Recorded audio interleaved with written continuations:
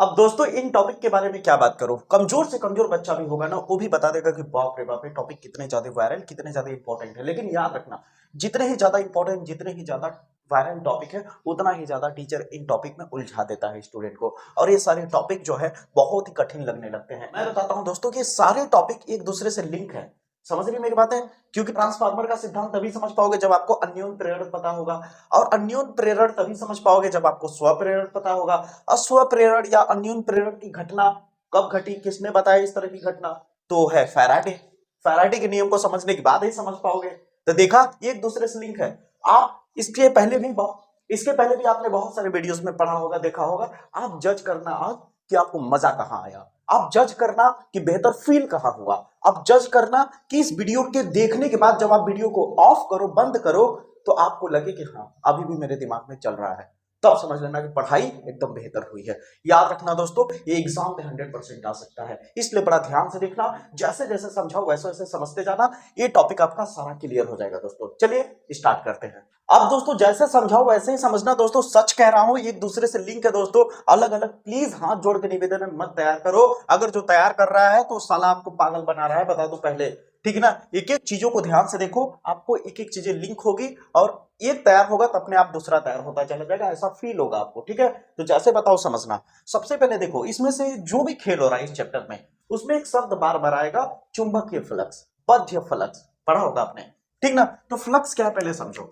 देखो, जो चुंबक होता है, जो मैग्नेट होता है, ये पता है, एक तरफ साउथ होता है, एक तरफ नॉर्थ होता है, ये बात आपको पता है, ठीक है। और ये बात आपको पता होगा कि नॉर्थ से निकलते हुए नजर आए, इसको लाल कलर से करते हैं, ठीक ना। नॉर्थ से क्या होती है, चुंबकीय बल रेखाएं इस तरह से बाहर की ओर निकलती हुई नजर आती है, ठीक है। इस तरह से क्या है, ये मैग्नेटिक फील्ड लाइन है, ठीक ना, ध्यान से समझना। और इस चुंबकीय बल रेखाओं को हम लोग नाम देंगे बी से, किससे, बी वेक्टर से, ठीक ना, ध्यान से समझना, क्योंकि इसमें दिशा है। अब ध्यान से समझना, एकदम आराम से फील करके, इससे चुंबकीय फ्लक्स भी समझ आ जाएगा तुमको। अलग से अगर पूछ भी दिया कि चुंबकीय फ्लक्स को परिभाषित कीजिए, तो ऑटोमेटिक हो जाएगा। कुल मिला के इस वीडियो में आपको ये सारे टॉपिक क्लियर कर दूंगा मैं, तो ध्यान से देना, वो भी कम से कम समय में। अगर मान लो तुमने कोई पृष्ठ लिया इस तरह से, मान लो तुम्हारे पास एक कोई पृष्ठ है, अब इस पृष्ठ को ले जाके यहाँ पे रखते हो। अब एक सवाल मैं करूँ, जवाब देना। अगर ये पृष्ठ तुम्हारा इतना दूर पे है, ठीक है, तो बताओ इसमें से कितनी रेखाएं जा सकती हैं, जिस हिसाब से डायरेक्शन बनाया हो। एक ऐसे घुस सकता है, ये इधर निकल जाएगा, इधर निकल जाएगा, हो सकता है काका और ऐसे जाए, ठीक ना। तो इस पृष्ठ के अंदर से जितनी भी चुंबकीय बल रेखाएं गुजर रही हैं, उनकी संख्याओं का माप ही क्या कहलाता है, चुंबकीय फ्लक्स कहलाता है, ठीक है। और चुंबकीय फ्लक्स को बोला जाता है फाई इज इक्वल टू होता है आपका। देखिए एक और चीज समझा देता हूं, कि अगर इसको थोड़ा सा और अंदर अगर मैं ले जाता तो देखो संख्या बढ़ने लगी, और अंदर ले जाऊंगा तो और सारी संख्या गुजरेंगी यहां से। समझ आई मेरी बात है? तो कहने का मतलब कि ये जो पृष्ठ है, इस पृष्ठ से कितनी चुंबकीय बल रेखाएं गुजर रही है, ठीक है। तो ध्यान से समझना। अगर मैं कहूं कि इस पृष्ठ को पकड़ के बार बार आगे पीछे कर रहा हूं ऐसे ऐसे, तो तुम कहोगे अरे यार, इससे जानते हैं क्या होगा सर जी, ये जो पृष्ठ है ना, उसमें से कभी संख्या ज्यादा गुजरेगी, कभी कम गुजरेगी, कभी ज्यादा गुजरेगी, कभी कम गुजरेगी, कभी ज्यादा गुजरेगी, कभी कम गुजरेगी। इससे क्या होगा, चुंबकीय फ्लक्स में परिवर्तन होगा, चुंबकीय फ्लक्स में परिवर्तन होगा। समझ आई मेरी बात है? उसी तरह यहाँ पे देखो, एक गेम खेलेंगे हम लोग। तो चुंबकीय फ्लक्स क्या होता है आपका, ये क्षेत्र को अगर मान लो, इस क्षेत्र को अगर मैं ए नाम दे दूं, ठीक ना, और ये चुंबकीय बल रेखाओं को बी नाम दे दूं, तो B vector dot A vector होता है आपका। समझ आई मेरी बात है? इसे चाहो तो आप फाई, अगर डी फाई लिखोगे तो हो जाएगा B vector dot D A vector हो जाएगा।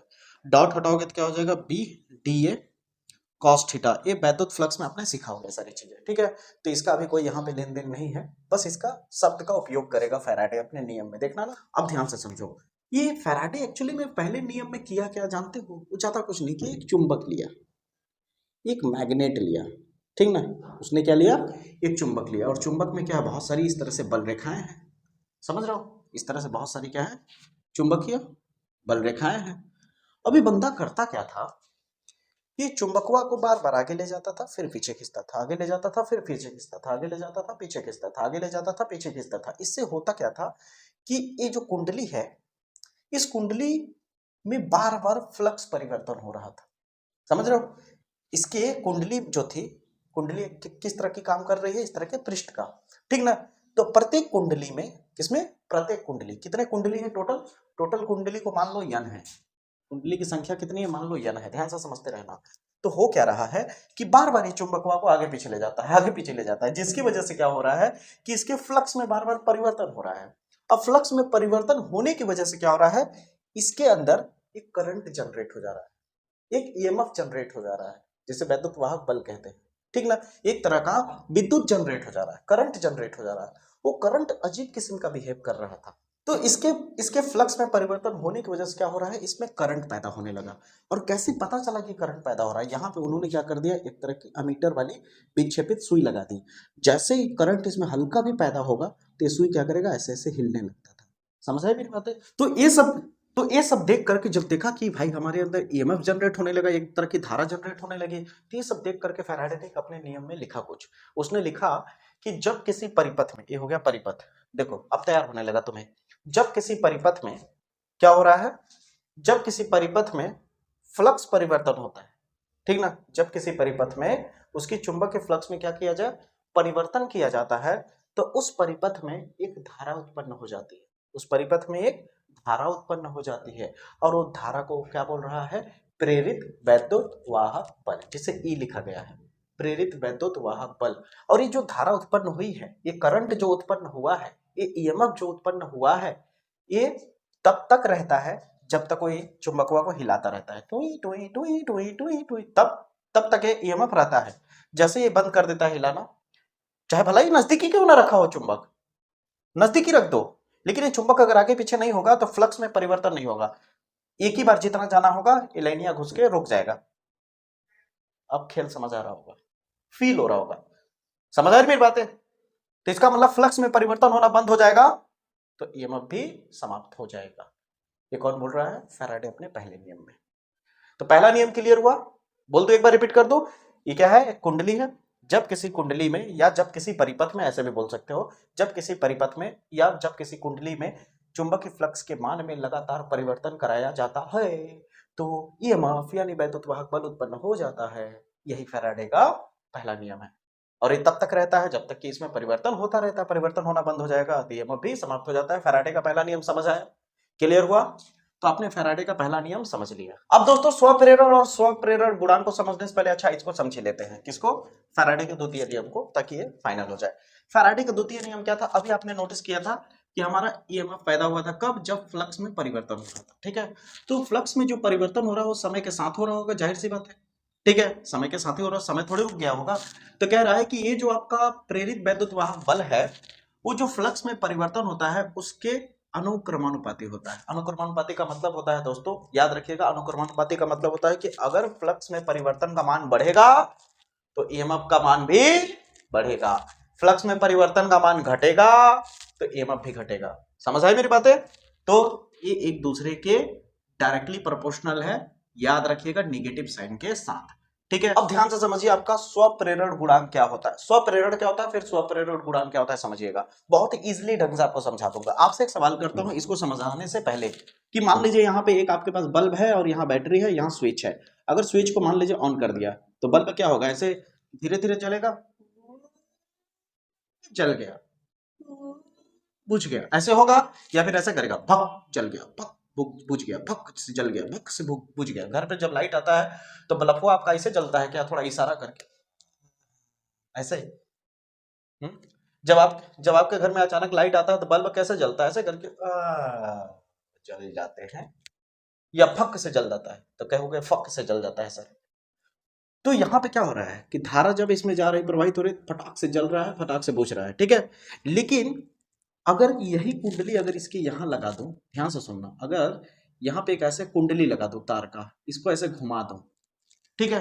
अब इसी को अगर ऑन करता हूं तो बल्ब को जानते हो कैसे जलेगा, ऐसे धीरे धीरे धीरे धीरे धीरे धीरे, अब जला, धीरे धीरे धीरे धीरे, अब बुझा। अगर इसे ऑन करोगे तो धीरे धीरे जलेगा, ऑफ करोगे धीरे धीरे बुझेगा। ऐसा हो क्यों रहा है, ऐसा हो क्यों रहा है, समझाता हूं मैं। जब धारा प्रवाहित होती है, जब कोई धारा प्रवाहित होती है किसी कुंडली में, एक कुंडली के लिए केवल है, याद रखना, कुंडली के लिए, जब कोई धारा प्रवाहित होती है किसी कुंडली में तो कुंडलियों देखता रहता है, अरे भाई कौन आ रहा है भैया, तो इसको विरोध करने के लिए इस धारा का विरोध करता है, ये धारा का विरोध करता है, केवल विरोध करने का काम करता है। जैसे कभी नहीं होता है कि अगर कोई विरोध करने का मतलब होता है बस जो करेगा उसका हम उल्टा करेंगे, सीधी सी बात, 100 की बात है कि अगर ये धारा का मान बढ़ा रहा है तो यहां पे एक प्रेरित धारा उत्पन्न हो जाता है, प्रेरित धारा उत्पन्न हो जाता है जो इस धारा के मान का विरोध करता है, जो इस धारा के मान का विरोध करता है। और ये प्रेरित धारा का काम ही होता है ये जो आप बाहर से करंट भेज रहे हो उसका विरोध करना। अगर आप धारा का मान बढ़ाओगे तो ये क्या करेगा, इसके मान को घटाने की कोशिश करे, यानी ये धारा अगर इधर जा रहा है तो इधर से आकर ढकेलेगा, और ये धारा कहेगा चल अच्छा चो हम नहीं जाएंगे, अब इधर जा रहे हैं। जब इधर जाएगा तो कहेगा भाई वाह वाह वाह वाह वाह। कहने का मतलब जब अगर आ रहा है तो धकेलेगा और जा रहा है तो खींचेगा, कहने का मतलब समझ रहे हो। तो प्रेरित धारा का काम होता है धारा के मान का विरोध करना। अगर धारा के मान को बढ़ाओगे तो ये क्या करेगा, घटाने की कोशिश करेगा, और धारा का मान अगर घटाओगे तो ये बढ़ाने की कोशिश करेगा। वही यहां हुआ था, जब यहां से करंट तुम ओपन करते हो तो धारा यहां से तो बढ़िया एकदम कचकचा के निकलता है आगे की तरफ, लेकिन ये क्या करता है, धारा को रोकता है। इसलिए क्या करता है, धारा एक ही बार में फक से यहां नहीं पहुंच पाता है, ठीक है, वो धीरे धीरे धीरे धीरे अपने मान को बढ़ाता है। समझ आई मेरी बातें। जब ये मैक्सिमम हो जाता है तो उस दौरान ये क्या हो जाता है, समाप्त हो जाता है। समझ आई मेरी बातें। जब ये करंट मैक्सिमम हो जाएगा तो क्या हो जाएगा, समाप्त हो जाएगा, या फिर करंट जब ये जीरो हो जाएगा तब ये समाप्त हो जाएगा। अब बताओ, इसे ही स्वप्रेरण कहते हैं, इसे ही क्या कहते हैं, स्वप्रेरण कहते हैं। दिल से बताओ, ईमानदारी से समझ आया या नहीं, क्लियर हुआ या नहीं, पक्का ना। तो अब आ जाओ स्वप्रेरण गुणांक को समझते हैं। अब दोस्तों ध्यान से समझना स्वप्रेरण गुणांक को, ठीक है दोस्तों। फिर इसके बाद इन दोनों का मैं परिभाषा बोलूंगा, ध्यान से सुनना। अरे यार एकदम ऑटोमेटिक आपको समझ आ जाएगा, रटने की जरूरत ही नहीं पड़ेगा, ठीक ना। अब स्वप्रेरण गुणांक क्या है, तो यहाँ पे जो देखो ये करंट हो या कुछ भी हो, ये तभी आएगा जब क्या कहते हैं आपका, देखिए जो बाहर से हमने करंट भेजा वो, और ये जो आपका है वैद्युत फ्लक्स, ठीक ना, ये सॉरी चुंबक फ्लक्स, चुंबक फ्लक्स में जितने भी फेरे हैं उसका मल्टीप्लाई कर दीजिए, ठीक है। और यहाँ पे इस धारा के साथ अनुक्रमानुपाती कर दीजिए। फिर उसके बाद यन आएगा, फाई आएगा, ये हटेगा तो यल आएगा, कांस्टेंट आई हो जाएगा। और ये आपका जो यल है भैया, यही आपका क्या होता है, यल जो है इसे ही स्वप्रेरण गुणांक कहा जाता है। समझ आई मेरी बातें, इसे क्या बोला जाता है, स्वप्रेरण गुणांक कहते हैं। अब बारी आती है परिभाषा की, तो परिभाषा ध्यान से सुनना थोड़ा। जो स्वप्रेरण क्या होता है, जब किसी कुंडली में धारा प्रवाहित की जाती है तो उसके विपरीत दिशा में एक प्रेरित धारा उत्पन्न हो जाती है जो कि इस धारा के मान का सदैव विरोध करती है। अगर धारा का मान उच्च हो रहा है तो निम्न करने की कोशिश करती है, और अगर निम्न की तरफ जा रहा है तो उच्च करने की कोशिश करती है। समझ आई मेरी बातें, यहां तक क्लियर हुआ। अब बारी आती है स्वप्रेरण गुणांक की, तो क्या है ध्यान से समझो। इसकी परिभाषा अगर आप ध्यान से देखो तो पढ़ लेना, लिखा होता है कि स्वप्रेरण गुणांक जो होता है, ये जो स्वप्रेरण गुणांक जो होता है, ये जो वैद्युत फ्लक्स है ना, वैद्युत फ्लक्स हो गया, यन का मतलब जब करते हो फेरों की संख्या, ठीक ना। तो याद रखना कुंडली के फेरों की संख्यात्मक रूप से, ध्यान से समझना, कुंडली के फेरों के संख्यात्मक रूप से जो इसका चुंबकीय फ्लक्स होता है वो स्वप्रेरण गुणांक के बराबर होता है। फिर से रिपीट करो, संख्यात्मक रूप से वैद्युत फ्लक्स सॉरी चुंबक फ्लक्स, देखो इसी में छुपा है परिभाषा, संख्यात्मक रूप से चुंबक फ्लक्स, संख्यात्मक रूप से चुंबक फ्लक्स कुंडली के लिए, ठीक, किसके लिए, कुंडली के लिए, संख्यात्मक रूप से चुंबक फ्लक्स किसके बराबर होता है, स्वप्रेरण गुणांक के। या ये कह सकते हो स्वप्रेरण गुणांक जो होता है वो बराबर होता है संख्यात्मक रूप से चुंबकीय फ्लक्स के। फिर उसका ये फार्मूला लिख दोगे, आपका काम हो जाएगा। क्लियर हुआ, मजा आया, ठीक है। आप अगर इतना अच्छे से समझ गए होगे तो आप आराम से डेफिनेशन को जाके देखोगे तो ऑटोमेटिक आपको क्लियर होना शुरू हो जाएगा। तो उम्मीद करता हूँ यहाँ तक चीजें फील हो गई। अभी तक हम लोगों ने 4 टॉपिक आराम से क्लियर कर लिया है। अब हमारे पास मात्र 2 टॉपिक बचे हुए हैं, अन्योन्य प्रेरण गुणांक और ट्रांसफार्मर। तो अन्योन्य प्रेरण गुणांक अगर हम समझ गए तो समझ लो ट्रांसफार्मर आपके मुट्ठी में हो गया। ट्रांसफार्मर बहुत ही ईजी है, बहुत ईजी। आप खुद सोच के देखना, जब अन्योन्य प्रेरण जब मैं समझा लूंगा तो उसके बाद देखना, ठीक ना। अब दोस्तों अन्योन्य प्रेरण और अन्योन्य प्रेरण गुणांक को ध्यान, ये तो बच्चा है, ठीक ना। अगर इसे समझ गए तो ऑटोमेटिक समझ आ जाएगा, क्योंकि इसी की कुछ लिखावट इसमें है, ठीक है ना। बाकी आप ध्यान से समझना, बहुत इजी है। अन्योन्य प्रेरण होता क्या पहले समझो, ठीक है। परिभाषा जो यहाँ लिखा हुआ है वो भाड़ में जाए, पहले कॉन्सेप्ट समझ लो तो ऑटोमेटिक अपने आप समझ आ जाएगा। तो देखो होता क्या है कि हमने क्या किया कि एक कुंडली हमारे पास है, इसमें मैंने क्या किया है, बैटरी लगाया है और इसमें कुछ नहीं लगाया है, ठीक है ना। और यहाँ पे सॉरी क्षमा चाहूंगा, बैटरी ये वाला नहीं लगाऊंगा मैं, यहाँ पे बैटरी आपका ये वाला है, ठीक ना। अब ध्यान से समझिएगा, जैसे ही इसमें धारा प्रवाहित होगी क्या होगा, जैसे इसमें धारा प्रवाहित होगी, ध्यान से समझिएगा, तो धारा इस तरह से आगे और बढ़ने लगेगी। यहाँ पे एक प्रेरित धारा इसका विरोध करेगी, वगैरह वगैरह, वो तो चलता रहेगा, कोई दिक्कत की बात नहीं है। लेकिन अगर इसी धारा के मान को बार बार कम ज्यादा करने लगूं मैं, धारा के मान को लगातार बढ़ाओ घटाओ बढ़ाओ घटाओ बढ़ाओ घटाओ, तो इसकी वजह से क्या होगा, जब करंट फ्लो करता है तो आपको पता है ना, एक चुंबक तैयार होता है, धारा बहने की वजह से क्या होता है, एक चुंबक क्षेत्र तैयार हो जाता है, ठीक है। और ये चुंबक क्षेत्र जो है धारा की वजह से तैयार हुआ है, तो धारा का जब मान बढ़ाओगे घटाओगे बढ़ाओगे घटाओगे तो चुंबकीय बल रेखाएं जो है ये भी कम बेसी होंगी, हाँ या ना। तो ये इस तरह से आगे की ओर जा रही है, तो इस कुंडली से भी अटैच हो जाएंगे। जो बाहर में है इसका कोई संपर्क नहीं इस कुंडली से, फिर भी तो होगा क्या कि जब यहाँ का धारा कम बेसी करोगे तो यहाँ का जो चुंबक आगे की ओर बढ़ा है इसका भी तो मान बदलेगा। तो इस कुंडली में कुछ नहीं है, फिर भी ये चुंबक रेखाएं जो आगे की ओर बढ़ी हैं, चुंबकीय बल रेखाएं, ये धारा का मान बढ़ाने घटाने की वजह से दूसरी कुंडली के फ्लक्स में परिवर्तन होने लगेगा। यहां तो जो हो रहा है वो हो ही रहा है, छोड़ दो इसका। अन्योन प्रेरण जो है हमारा वो दूसरे कुंडली से लेना देना है। अभी ट्रांसफार्मर में यही खेल होगा, समझ रहे हो, डाउन स्ट्रीम अप स्ट्रीम जो होता है ना, हाँ, इसी की वजह से होगा कि जब कुंडली का मान कुंडली की संख्या बढ़ा दोगे तो विभवांतर घटेगा कि बढ़ेगा, ये सारी चीजें अभी बड़ा इजीली क्लियर हो जाएगा। पर ट्रांसफार्मर देखना बच्चा लगने लगेगा आपको, बस आप डायग्राम अच्छे सीखना बनाने, ठीक ना, बाकी तो मैं यहीं देख लूंगा। तो यहाँ पे समझो कि जैसे ही हम धारा का मान बढ़ा रहे घटा रहे तो इसकी वजह से क्या हो रहा है, चुंबकीय फ्लक्स के मान में परिवर्तन आ रहा है। और चुंबकीय फ्लक्स के मान में परिवर्तन आने की वजह से बगल में क्या रखा है, सेकंड कुंडली भी रखा है, जिसकी वजह से यहाँ पे भी परिवर्तन, इसे इंग्लिश में म्यूचुअल इंडक्शन कहते हैं भैया, ठीक ना, याद रखना। तो यहाँ पे इसके चुंबकीय फ्लक्स यानी मैग्नेटिक फ्लक्स में परिवर्तन होने लगा, जिसकी वजह से यहाँ पे क्या हो गया, परिवर्तन होने की वजह से एक ईएमएफ जनरेट हो गया।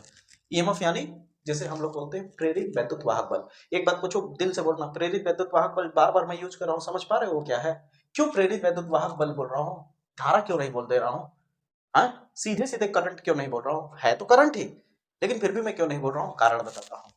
इसमें ना जब एक बार करंट ऐसे आगे की ओर जा रहा है ना, ऐसे एक बार कंप्लीट करने के बाद दोबारा ऐसे नहीं घूम रहा है, ऐसे देखो, ऐसे एक एक हुआ, दो, तीन, ऐसे नहीं हो रहा है, ऐसे ही अब देखना ना, एक एक हुआ ना, अब दोबारा नहीं जाएगा। तो वन रोटेशन ही केवल हो रहा है, वन रोटेशन, जब धारा एक बार केवल रोटेट करे, धारा एक बार जो रोटेट करे, एक बार रोटेट करने में जो फोर्स लगा, समझ आई मेरी बात है, वही ईएमएफ होता है। इसीलिए नाम में देखो वैद्युत वाहक बल भी है, समझ आई मेरी बात है, करंट का एक चक्कर केवल लगाना ही वैद्युत वाहक बल है। आगे देखो, तो अब यहाँ पे ये समझ आ गया होगा कि एक ईएमएफ तैयार हो जाता है, समझ आई मेरी बात है, यहाँ पे क्या हो जाता है, एक ईएमएफ तैयार हो जाता है, यही आपका क्या होता है, इसी घटना को क्या बोला जाता है, जब ईएमएफ यहाँ तैयार हो गया तो इसी घटना को क्या बोला जाता है, अन्योन प्रेरण कहा जाता है। ध्यान से समझो, किन्हीं दो निकटवर्ती कुंडलियों में से किसी एक कुंडली में धारा परिवर्तन कराया गया, परिवर्तन मतलब वही कम ज्यादा कम ज्यादा कम ज्यादा, जिसके कारण दूसरी कुंडली में प्रेरित वैद्युत वाहक उत्पन्न हो गया, जिसकी वजह से इसे इसी घटना को क्या बोला गया, अन्योन प्रेरण कहा गया। समझ आई मेरी बात है। फिर आता है अन्योन प्रेरण गुणांक, वही बतिया यहाँ लिखा है, देखो, दो कुंडली के बीच अन्योन प्रेरण गुणांक द्वितीय कुंडली में प्रेरित वैद्युत वाहक बल के बराबर होता है। समझ आई मेरी बात है, इसका एक फार्मूला मैंने लिख दिया, ठीक है। इसे और आगे बढ़ा के करना चाहो तो कर सकते हो, लेकिन नॉर्मल सा परिभाषा है, कोई दिक्कत की बात नहीं है, ठीक ना। आप अगर पहले से डेफिनेशन तैयार किए होगे तो अब फील होगा वो डेफिनेशन, उस समय रटे होगे, अब फील हो रहा होगा। अब चलो ट्रांसफार्मर की तरफ चलते हैं। अब तुम्हें एहसास हो जाएगा कि जितनी भी चीजें मैंने समझाया वो कितना तगड़ी चीजें लिंक होती है एक दूसरे से ट्रांसफार्मर में। देखो, इसे सिद्धांत को पढ़ो फिर बताते हैं कि ऊंचाई ट्रांसफार्मर क्या है, अपचाई ट्रांसफार्मर क्या है, यानी कुल मिला के ट्रांसफार्मर के कार्य, दो ही चीज तो पूछता है, ट्रांसफार्मर का सिद्धांत या फिर ट्रांसफार्मर का कार्य, ठीक ना। चित्र भी बनाना सिखा दूंगा, हर एक चीज जैसे बताओ वैसे समझना। सबसे पहले सिद्धांत को देखो, जो मैंने अभी अन्योन प्रेरण बताया वही एज इट इज है या नहीं, झूठ मत बोलना, ईमानदारी से पढ़ो जरा। ट्रांसफार्मर अन्योन प्रेरण पे काम करता है, बस पहले ही बता दिया था मैंने। अब यहाँ देखो क्या लिखा हुआ है, हम क्या करते हैं ट्रांसफार्मर में, क्या है वही चीज तो है जो अन्योन प्रेरण में। देखो, यदि निकट स्थित दो कुंडली, ये देखो एक कुंडली ये है एक कुंडली ये है, ठीक है, निकट स्थित दो कुंडली किसी एक में हम वोल्टेज देते हैं, वोल्टेज यानी धारा प्रवाहित करते हैं, और जब एक में धारा प्रवाहित करते हैं और इस धारा के मान को कम बेसी करते हैं तो यहाँ पे क्या होता है बताइए, यहां पे ईएमएफ जनरेट हो जाएगा, क्योंकि फ्लक्स में परिवर्तन होगा, और जैसे ही फ्लक्स में परिवर्तन होगा तो उसके कारण वैद्युत वाहक बल दूसरे कुंडली में उत्पन्न हो जाती है। बताइए, यही सिद्धांत है। अब बताइए, रटना पड़ेगा इसे। अगर ये तैयार है तो अन्योन प्रेरण भी तैयार है, दोनों एक दूसरे से लिंक हुआ कि नहीं, ऐसे सीखा जाता है मेरे भाई, ठीक ना। पागलों की तरह अलग अलग टॉपिक नहीं सीखी जाती, इनमें लिंक है एक दूसरे से। अगर यहां तक समझ आ गया तो अब समझते हैं एक्चुअली में ट्रांसफार्मर का मतलब क्या है और क्यों बनाया गया।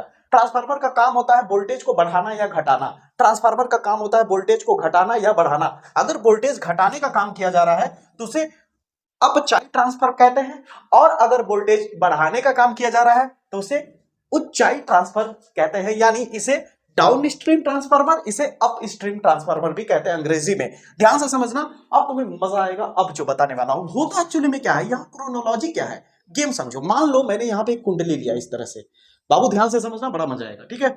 यहाँ पे कुंडली के फेरों की संख्या नोटिस करना, ये प्राइमरी है, मान लो प्राथमिक कुंडली है, ठीक ना, इसे एनपी से डिनोट कर रहा हूं बबुआ। अगर यहाँ पे सेकेंडरी कुंडली, बहुत सारा कुंडली बना दूं, ये देखो फेरों की संख्या यहाँ पे बहुत ज्यादा है। सेकेंडरी कुंडली में क्या है, फेरों की संख्या बहुत ज्यादा है। अगर मान लो सपोज दैट यहाँ पे तुम जगह पे प्राइमरी पे अगर 100 वोल्ट देते हो, तो यहाँ पे क्या होगा, जब करंट उत्पन्न होगा तो वैद्युत फ्लक्स आएगा। वैद्युत फ्लक्स में जब परिवर्तन होगा तो यहाँ पे अन्योन्य प्रेरण की वजह से यहाँ भी एक प्रेरित वैद्युत वाहक बल उत्पन्न होगा, जिसकी वजह से यहाँ भी वोल्टेज उत्पन्न होगा। तो होता क्या है कि अगर इधर फेरों की संख्या, प्राथमिक वाले में फेरों की संख्या कम है और इसमें फेरों की संख्या ज्यादा है, तो यहाँ पे जो वोल्टेज तुम दोगे इससे ज्यादा वोल्टेज वहां मिलेगा जिसमें फेरों की संख्या ज्यादा है।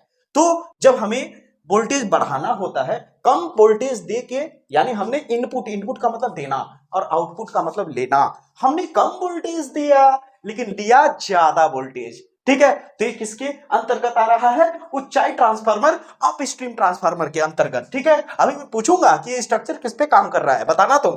फिर आता है अपचाई ट्रांसफार्मर यानी डाउन स्ट्रीम ट्रांसफार्मर। यहां होता क्या है, अब मैं क्या बोलूं तुम समझ गए होगे। यहां पे अगर मान लो प्राइमरी में फेरों की संख्या ज्यादा कर दी जाए और यहां मान लो 100 वोल्ट की, अब मान लो यहां 100 वोल्टेज दिया मैंने, और सेकेंडरी में फेरों की संख्या बहुत कम रहे, तो बताओ यहां 100 वोल्ट है तो क्या यहां वोल्टेज उतना ही मिलेगा कि कम मिलेगा या बराबर मिलेगा, तो कहोगे सर यहां कम मिलेगा। समझ आई मेरी बातें, अब क्लियर हुआ कि नहीं, अब क्लियर हुआ कि नहीं ये दोनों टॉपिक, पक्का गारंटी के साथ। अब जरा बताओ एक कौन से ट्रांसफार्मर के अंतर्गत आ रहा है।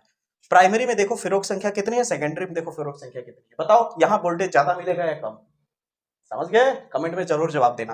क्लियर हुआ, मजा आया। अब बताओ अगर मजा आया होगा तो कमेंट करके बताओ कि हर एक टॉपिक फील हुआ या नहीं, हर एक टॉपिक लिख हुआ या नहीं। फैराडे का नियम हो, चाहे स्व प्रेरण हो, अन्योन्य प्रेरण हो, या आपका ट्रांसफार्मर का सिद्धांत हो, या ट्रांसफार्मर का कार्य हो, समझ आई मेरी बातें। याद रखना दोस्तों, ऐसे ही पढ़ोगे तो फिजिक्स में फील होगा। फिजिक्स फील करने की चीज है, अगर फील होने लगे तो डर खत्म हो जाएगा। अगर डर खत्म हो गया तो बोर्ड एग्जाम में फोड़ के आओगे। अगर वीडियो पसंद आया हो, मजा आया हो, तो वीडियो को लाइक कर देना और चैनल को सब्सक्राइब करके बेल आइकन प्रेस कर लेना दोस्तों। जय हिंद।